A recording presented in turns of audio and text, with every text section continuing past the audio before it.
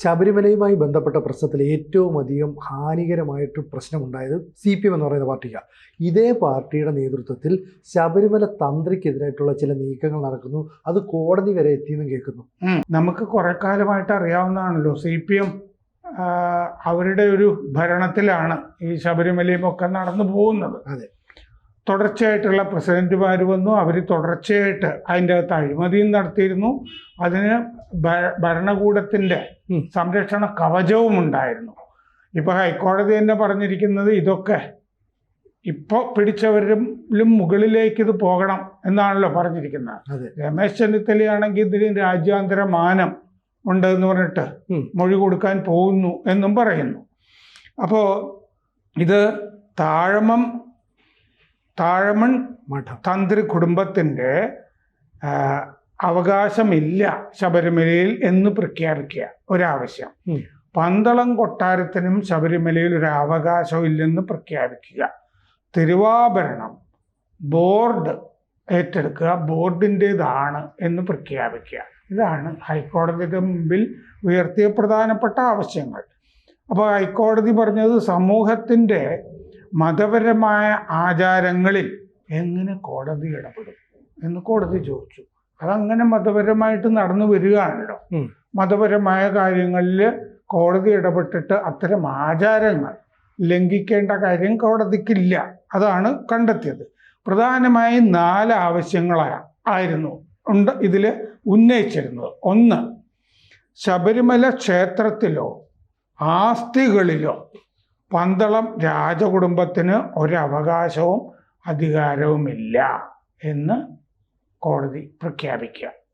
2, താഴമൺ കുടുംബത്തിന് ശബരിമലയിലോ മറ്റ് ക്ഷേത്രങ്ങളിലോ താന്ത്രിക അവകാശങ്ങളില്ല എന്ന് പ്രഖ്യാപിക്കുക. എന്ന് പറഞ്ഞാൽ താഴമൺ കുടുംബത്തിന് മൊത്തം കേരളത്തിലെ ക്ഷേത്രങ്ങളിൽ നിന്ന്, ഈ പല തന്ത്രി കുടുംബങ്ങൾക്കും പല ക്ഷേത്രങ്ങളിലും മറ്റേ ആചാരത്തിന്റെ അവസാന വാക്കായിട്ടാണല്ലോ എടുക്കുക. ഇപ്പൊ പുലിയന്നൂർ തന്ത്രി കുടുംബം എന്ന് പറഞ്ഞാല് പല ക്ഷേത്രങ്ങളിൽ നിന്ന് അവർക്ക് അവകാശം ഉണ്ടാവും. ഇങ്ങനെയാണല്ലോ അവർ കഴിഞ്ഞു പോകുന്നത്. ഉത്സവ സമയത്തായിരിക്കും അവർക്ക് ഒരു തുക ക്ഷേത്രങ്ങളിൽ നിന്നൊക്കെ കൊടുക്കുന്നത്. അപ്പൊ താഴമൺ കുടുംബത്തിന് ശബരിമലയിൽ നിന്ന് മാത്രമല്ല ആവശ്യം ഉന്നയിച്ചിരിക്കുന്നത്, ശബരിമലയിലോ മറ്റ് ക്ഷേത്രങ്ങളിലോ താന്ത്രിക അവകാശങ്ങളില്ല എന്ന് പ്രഖ്യാപിക്കുക എന്നാണ് ആവശ്യം. 3, താന്ത്രികാവകാശങ്ങൾ പാരമ്പര്യമായി കിട്ടുന്നതല്ല എന്ന് പ്രഖ്യാപിക്കുക. അപ്പോൾ അതുകൊണ്ട് ഈ ദേവസ്വത്തിൻ്റെ നിയമനമാക്കി ഈ തന്ത്രി നിയമനത്തിനെ മാറ്റുക എന്ന് പറഞ്ഞാൽ ദേവസ്വത്തിന് ഇഷ്ടമുള്ള തന്ത്രിയെ എടുക്കാം എന്ന് പറഞ്ഞാൽ പാർട്ടി ആണല്ലോ ദേവസ്വം ഭരിക്കുക. അപ്പോൾ പാർട്ടിക്ക് ആരെങ്കിലും കോഴ കൊടുക്കുകയാണെങ്കിൽ അയാളെ തന്ത്രിയായിട്ട് വെക്കാം എന്നുള്ളതായിരിക്കും ഉദ്ദേശിക്കുന്നത്. താന്ത്രികാവകാശങ്ങൾ പാരമ്പര്യമായി കിട്ടുന്നതല്ല എന്ന് പറഞ്ഞാൽ ഈ താഴമൺ കുടുംബത്തിന് കുടുംബാവകാശമല്ല ശബരിമലയിലത്തെ അവകാശം എന്ന് പ്രഖ്യാപിക്കണം. തന്ത്രി തട്ടിക്കളയാണ് അവിടുന്ന്. തന്ത്രി പലതിനും എതിര് നിൽക്കുന്നു എന്നുള്ളത് കൊണ്ട് തട്ടിക്കളയെ. ഇത് മുമ്പ് തൊട്ടേ ഇല്ലേ നടക്കുന്ന ചില ഓപ്പറേഷൻ. ജി സുധാകരനൊക്കെ തന്ത്രിക്കെതിരെ പറഞ്ഞിട്ടുണ്ട്. പിന്നെ 4, ശബരിമല മാളികപ്പുറം മേൽശാന്തിമാരായി ഹിന്ദു സമൂഹത്തിലെ യോഗ്യതയുള്ളവരെ നിയമിക്കുക എന്ന് പറഞ്ഞാൽ ഇത് ബ്രാഹ്മണരാകണമെന്നില്ല എന്നാണ്. അപ്പോൾ ശബരിമല മാളികപ്പുറം മേൽശാന്തിമാരായി ഹിന്ദു സമൂഹത്തിലെ യോഗ്യതയുള്ളവരെ വെക്കുക എന്ന് പറഞ്ഞാൽ ഏരിയ കമ്മിറ്റിക്കൊക്കെ താല്പര്യമുള്ള ആളുകളെയൊക്കെ വെക്കുക എന്നുള്ളതായിരിക്കുമല്ലോ ഉദ്ദേശിക്കുന്നത്. വേറെയും ആവശ്യങ്ങൾ ഇതിൽ പറഞ്ഞിട്ടുണ്ട്. 1, പന്തള രാജകുടുംബത്തിൽ നിന്ന് തിരുവാഭരണം വീണ്ടെടുത്ത് ട്രഷറിയിൽ സൂക്ഷിക്കുക. മാത്രമല്ല അങ്ങനെ ഏറ്റെടുക്കുമ്പോൾ തിരുവാഭരണത്തിൽ എല്ലാം ഉണ്ടോ, എന്തെങ്കിലും കൊള്ള അടിച്ചു പോയിട്ടുണ്ടോ എന്ന് നോക്കുക. 2, അയ്യപ്പൻ്റെ സ്വർണ്ണാഭരണങ്ങൾ നഷ്ടമായോ എന്ന് പറഞ്ഞാൽ തിരുവാഭരണത്തിലെ എന്ന് പരിശോധിച്ച് മനസ്സിലാക്കി എന്തെങ്കിലും നഷ്ടപ്പെട്ടിട്ടുണ്ടെങ്കിൽ അതിൻ്റെ നഷ്ടപരിഹാരം ഈടാക്കാൻ കൊട്ടാരത്തിനെതിരെ നീക്കങ്ങൾ നടത്തുക, നടപടികൾ എടുക്കുക. അപ്പോൾ കൊട്ടാരത്തിനെയും ശരിപ്പെടുത്തണം എന്നുള്ളതാണ് പറയുന്നത്. 3, മേൽശാന്തി നിയമനത്തിന് പട്ടിക തയ്യാറാക്കുക. ഹിന്ദു സമൂഹത്തിലെ യോഗ്യതയുള്ളവരിൽ നിന്ന് പട്ടിക തയ്യാറാക്കുക, നമ്പൂതിരിമാരെ തട്ടിക്കളയുക എന്നുള്ളതാണ്. അതിൽ നിന്ന് മേൽശാന്തിയെ തിരഞ്ഞെടുക്കുക, ശബരിമലയ്ക്കും മാളികപ്പുറത്തിനും.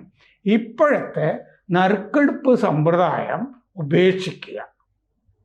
ഇത്രയുമാണ് ഈ പൊതു താല്പര്യ ഹർജിയിലെ ഒറ്റയടിക്ക് നിർദോഷം എന്ന് തോന്നുമെങ്കിലും ദുഷ്ടലാക്കോട് കൂടിയുള്ള പാർട്ടിക്ക് താല്പര്യമുള്ള ആവശ്യങ്ങൾ. സാർ, ഈ ശബരിമലയിലേക്ക് ഇപ്പം അല്ലെങ്കിൽ മേൽശാന്തി തിരഞ്ഞെടുക്കും, അല്ലെങ്കിൽ മാളികപ്പുറത്തെ മേൽശാന്തി തിരഞ്ഞെടുക്കും, അത് ഈ നറുക്കെടുപ്പിലൂടെ അല്ലാതെ ഏത് രീതിയായിരിക്കും അവർ ഉദ്ദേശിക്കുന്നത്? അതൊരു പണം കണ്ടെത്താനുള്ള തന്ത്രമാണ്. അവര് ഉദ്ദേശിക്കുന്നത് എന്താന്ന് വെച്ച് കഴിഞ്ഞാൽ 1, 2, 3, 4, 5 എന്ന് പറഞ്ഞിട്ടേ ഒരു റാങ്ക്, ഇപ്പൊ PSCയിലൊക്കെ റാങ്ക് പട്ടികയൊക്കെ പ്രസിദ്ധീകരിക്കില്ല. അതെ അതെ. ഇതുപോലെ ഒരു പട്ടിക വേണമെങ്കിൽ ശബരിമല മേൽശാന്തി, മാളികപ്പുറം മേൽശാന്തി നിയമനം PSCക്ക് വിടുക എന്നതിൻ്റെ ഭാഗമായിട്ട് വരാമല്ലോ. അപ്പോൾ ഒരുപാട്, അപ്പോൾ 2ാം റാങ്കുകാരൻ അടുത്ത വർഷം വരും, 3ാം റാങ്കുകാരൻ അടുത്ത വർഷം വരും. അപ്പോൾ കൃത്യമായിട്ട് അവർ ഇത് പൈസ മേടിക്കാമല്ലോ അല്ലേ? നിനക്കാണ്, നിന്നെ അല്ലെ അയോഗ്യനാക്കും എന്നൊക്കെ പറഞ്ഞു കഴിഞ്ഞാൽ. ഇത് ശരിക്കും പറഞ്ഞാൽ ഈ CPM ഇത്രയൊക്കെ പ്രഹരം ഏൽപ്പിച്ചിട്ടും അല്ലെ പ്രഹരം കിട്ടിയിട്ടും ജനങ്ങളുടെ മുമ്പിൽ അവകാശമില്ല. ഈ തെരഞ്ഞെടുപ്പിൽ പലപ്പോഴും വീടുകളിൽ ചെല്ലുമ്പോൾ അവർ നേരിടേണ്ടി വന്ന പ്രശ്നം ഇതാണ്, നിങ്ങൾ വിശ്വാസികളെ കൊള്ളയടിക്കുന്നതാണ്. എന്നിട്ടും ഇത്തരത്തിൽ ഒരു ബിനാമി നീക്കം നടത്താനായിട്ട് എങ്ങനെയാണ് ഇവർക്ക് ധൈര്യം വരിക? ധൈര്യം വരുന്നു എന്ന് പറഞ്ഞു കഴിഞ്ഞാൽ, ഇപ്പോൾ പാർട്ടി മൊത്തത്തിൽ ഈ അമ്പലങ്ങൾ കൈയടക്കാനും ഒക്കെയുള്ള പ്രധാനപ്പെട്ട തന്ത്രിയുണ്ട് അല്ലേ? കാരണം തന്ത്രി ഇൻസിസ്റ്റ് ചെയ്യും. കാരണം ഗുരുവായൂരാണെങ്കിൽ ഗുരുവായൂർ പൊതുവെ തന്ത്രി പാർട്ടിയുടെ കൂടെ നിൽക്കുന്നതായിട്ടാണ് കാണുന്നത്, മനസ്സിലാകുന്നതും ഒക്കെ. പക്ഷെ മറ്റ് സ്ഥലങ്ങളിലൊക്കെ ഈ ആചാരം പറഞ്ഞുകൊണ്ടിരിക്കുമല്ലോ, ഇങ്ങനെ ചെയ്തു കഴിഞ്ഞാൽ അത് ദേവന് ഇഷ്ടപ്പെടില്ല. ആ പ്രശ്നം വരുമ്പോൾ നമുക്ക് ദേവപ്രശ്നം നടത്തണം. ഇങ്ങനെയൊക്കെ നമുക്ക് നടത്താൻ പറ്റുള്ളൂ. ഈ ദേവൻ നൈഷ്ഠിക ബ്രഹ്മചാരിയാണ്, അപ്പോൾ അതുകൊണ്ട് അവിടെ യുവതികൾ പ്രവേശിക്കാൻ പാടില്ല.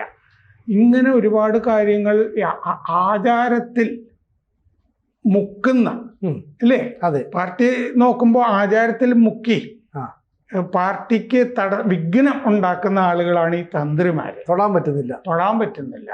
ആ ആചാരപരമായ കാര്യങ്ങളിൽ നിർബന്ധം ഇല്ലെങ്കിൽ പാർട്ടിക്ക് താല്പര്യമുള്ള പോലെ കാര്യങ്ങൾ ഓരോ ക്ഷേത്രങ്ങളിലും ചെയ്യാമല്ലോ.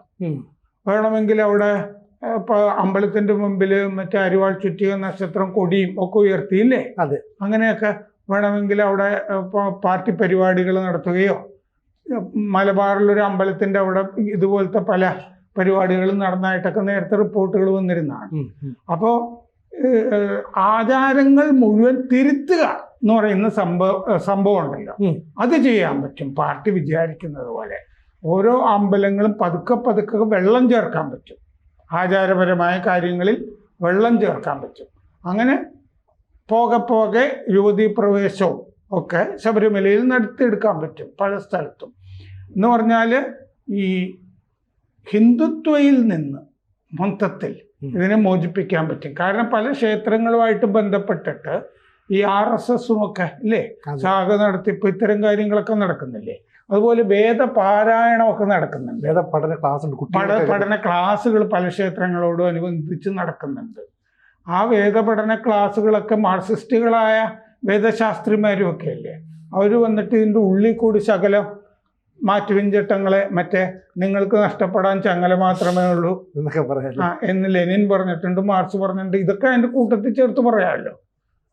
ഈ ക്രൈസ്തവ മുസ്ലിം ആരാധനാലയങ്ങൾ പള്ളികളിലും മോസ്കിലൊക്കെ തന്നെ നോക്കുകയാണെങ്കിൽ അവിടെ ഒന്നും തന്നെ ഇത്തരത്തിലുള്ള ഈ കമ്മ്യൂണിസ്റ്റ് സർക്കാരിൻ്റെയോ അല്ലെങ്കിൽ കമ്മ്യൂണിസ്റ്റ് പാർട്ടി പ്രവർത്തകരുടെ ഇടപെടൽ ഉണ്ടാകുന്നില്ല. അപ്പോൾ ഇവിടെ ഹിന്ദു ക്ഷേത്രങ്ങളിലേക്ക് കമ്മിറ്റികൾ ആദ്യം നിങ്ങൾ കയറണം, ലോക്കൽ കമ്മിറ്റി, ബ്രാഞ്ച് കമ്മിറ്റി അംഗങ്ങൾ, എന്നിട്ട് നിങ്ങൾ അതിൻ്റെ ഭാരവാഹികളാണ്. ഇതായിരുന്നു ആദ്യത്തെ നീക്കം. അടുത്ത ഘട്ടം എന്ന നിലയിൽ തന്ത്രിയിലേക്ക് മേൽശാന്തിയിലേക്ക് കടന്നു വരിക എന്ന് പറഞ്ഞാൽ ഈ പറയുന്ന ക്ഷേത്രങ്ങളെ മുഴുവൻ തങ്ങളുടെ വരുതിയിലാക്കുക, ഇത് തന്നെയല്ലേ ലക്ഷ്യം? ഇതിപ്പോൾ നമ്മൾ തിരുപ്പരംകുன்றത്തിൽ ഇപ്പോൾ നമ്മൾ കണ്ടുകൊണ്ടിരിക്കുകയാണ്. കാരണം ആ തിരുപ്പരംകുன்றம் പ്രശ്നത്തിൽ 120 പേരുടെ ഒപ്പുണ്ടല്ലോ, ഉണ്ട് ഇംപീച്ച് ചെയ്യാൻ ജഡ്ജിയെ. അപ്പോൾ ജഡ്ജിയെ ഇംപീച്ച് ചെയ്യാനുള്ള ആ കൂട്ടത്തിൽ മറ്റേ സ്പീക്കർ ഓം ബിർളയെ കാണാൻ പോയ കൂട്ടത്തിൽ വയനാട്ടിലെ ലീഗ് MP പ്രിയങ്ക ഗാന്ധി ഉണ്ടായിരുന്നു. അപ്പോൾ എല്ലാ സ്ഥലത്തും DMKയുടെ നേതൃത്വത്തിൽ തമിഴ്നാട്ടിലും നടക്കുന്നത് ഇങ്ങനെ തന്നെ. കേരളത്തിലും നടക്കുന്നത് എന്തുകൊണ്ടാണ് BJPയെ പേടിക്കുന്നത്? അതുകൊണ്ടാണ്. കാരണം എന്താണെന്ന് വെച്ച് കഴിഞ്ഞാൽ ഈ മതവിശ്വാസം ഉണ്ടല്ലോ, ആ മതവിശ്വാസവുമായി BJPക്ക് ബന്ധമുണ്ട് എന്ന് കണ്ടിട്ട് പേടിക്കുകയാണ്. അപ്പോൾ അതുകൊണ്ട് ഇപ്പോൾ കഴിഞ്ഞ തെരഞ്ഞെടുപ്പോടുകൂടി മുസ്ലിങ്ങളെ ഉപേക്ഷിക്കുകയാണല്ലോ CPM. കാരണം അവിടെ നിന്നൊന്നും കിട്ടാനില്ല. അപ്പോൾ പരമ്പരാഗതമായി കേരളത്തിലെ ഹിന്ദു പാർട്ടി എന്ന് പറയുന്നത് CPM ആയതുകൊണ്ട് കുറേയും കൂടി ഇതിൻ്റെ അകത്ത് വെള്ളം ചേർത്ത് ഈ ക്ഷേത്രങ്ങളും കൂടി കൈയടക്കണം. പ്രധാനപ്പെട്ട ക്ഷേത്രങ്ങൾ അത് എടുക്കണമെന്നുണ്ടെങ്കിൽ പ്രധാനപ്പെട്ട ക്ഷേത്രങ്ങൾ കയ്യിലിരിക്കണം. അപ്പം ഞാൻ പറഞ്ഞില്ലേ, ഗുരുവായൂർ ഏതാണ്ടൊക്കെ തന്ത്രിയെ വരുതിയിലാക്കിയിട്ടുണ്ട്. അപ്പോൾ പേടിപ്പിക്കുക, താഴമൺ തന്ത്രി കുടുംബത്തിന് പേടിപ്പിക്കുക, അതാണല്ലോ ഇത്തരം ഹർജികൾ വഴിയും.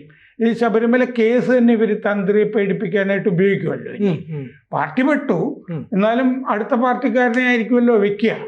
KJ ഉമറാണെങ്കിലും പാർട്ടി പറയുന്ന പോലെയൊക്കെ ചെയ്തോളുമല്ലോ. അപ്പോൾ അവിടുന്ന് ഈ തന്ത്രിയെ കൂടി ഒഴിവാക്കി കഴിഞ്ഞാൽ, അല്ലെങ്കിൽ തന്ത്രിയെ പേടിപ്പിച്ച് നിർത്തിയാൽ കൂടുതൽ കാര്യങ്ങൾ CPMന് ആഗ്രഹിച്ച പോലെ നടക്കാൻ പറ്റും. അപ്പോൾ ഇത് ഒരു പാർട്ടി സെക്രട്ടറിയോ ആരെങ്കിലോ കോടതിയിൽ കേസ് കൊടുക്കുന്നതിലും നല്ലത് പാർട്ടിയുമായിട്ട് ചേർന്ന് നിൽക്കുന്ന ഒരാളെ വെച്ചിട്ടൊരു പൊതു താല്പര്യ ഹർജി ഇതെങ്ങനെ വരുന്നു എന്ന് നമുക്ക് നോക്കാം. എന്ന് പറഞ്ഞാൽ സാമ്പിൾ വെടിക്കെട്ട് നടത്തി നോക്കുന്ന പരിപാടിയാണിത്, മൊത്തത്തിലുള്ള പൂരം കലക്കുന്നതിന് മുമ്പത്തെ. അപ്പോൾ ഇതൊക്കെ വളരെ ജാഗ്രതയായിട്ടിരിക്കേണ്ട സന്ദർഭമാണ്. പ്രേക്ഷകരോട് ഒരു അഭ്യർത്ഥനയുണ്ട്. ABCക്ക് ഒരു ഹിന്ദി ചാനൽ കൂടിയുണ്ട്. അത് കേരളത്തിന് മാത്രമല്ല, ABC ഭാരതത്തിന് തന്നെ ഒരു ജാലകമാകണം എന്ന ആഗ്രഹത്തിൽ നമ്മൾ കുറച്ചു കാലമായി ഈ ഹിന്ദി ചാനൽ തുടങ്ങിയിട്ട് നന്നായിട്ട് പോകുന്നു. അതും സബ്സ്ക്രൈബ് ചെയ്യുക. കൂടുതൽ വാർത്തകളും വിശേഷങ്ങളും നിങ്ങളിലേക്ക് എത്താൻ ABC മലയാളം സബ്സ്ക്രൈബ് ചെയ്യുക, ബെൽ ബട്ടണും അമർത്തുക.